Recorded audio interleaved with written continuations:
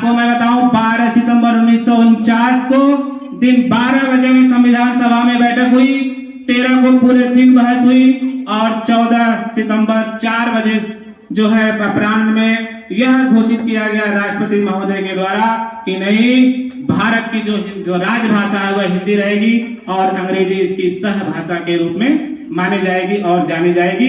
अतः तभी से हम सभी लोग आज के दिन हिंदी दिवस मनाते हैं और हमारी जो राष्ट्रभाषा है वह हिंदी है।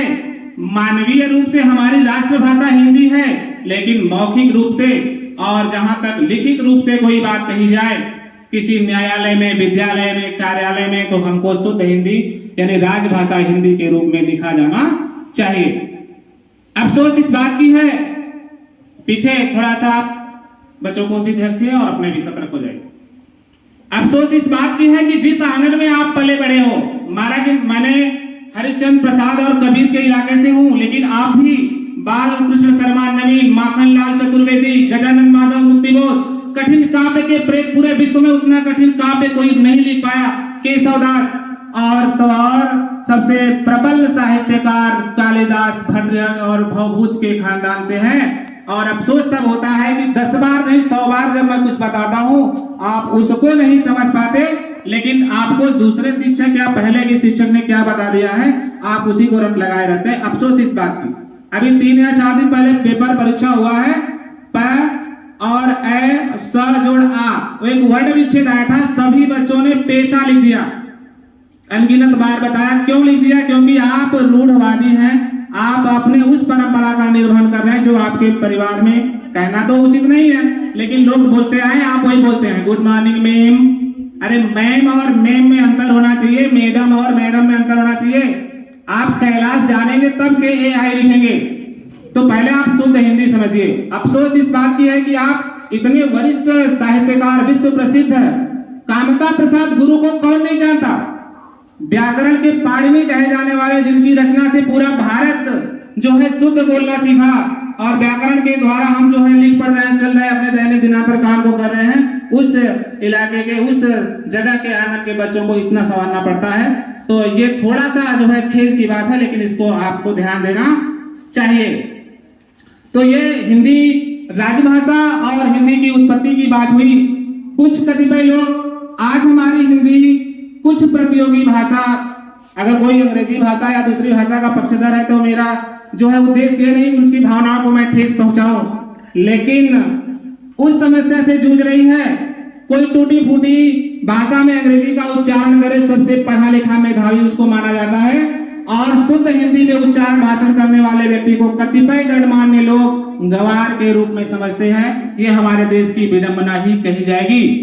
मैं तो बार बार कहता हूं कि मुझे हिंदी बोलने में, शुद्ध भाषा का उच्चारण करने में गर्व महसूस होता है, और 1000 बार आप लोगों से कह भी दिया है कि आप मुझे गुड मॉर्निंग, सुप्रभात बोलिए, मुझे बड़ा आनंद मिलता। तो कहने का मतलब जहां पर सहजता है, सरलता है, उसको बोलने में क्या कठिनाई है, आप गर्व महसूस करिए।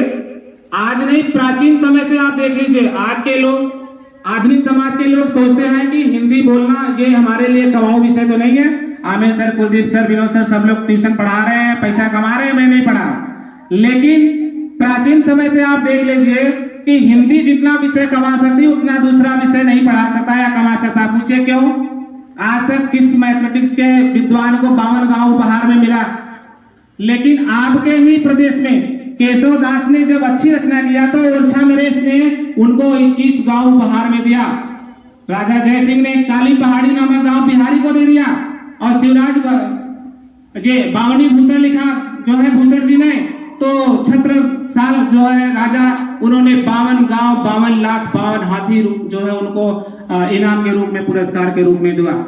तो आज नहीं, प्राचीन समय से ही हिंदी जो है अच्छी विषय रही है। लोगों को जो है आगे करने के लिए हम हमेशा अग्रसर करेंगे।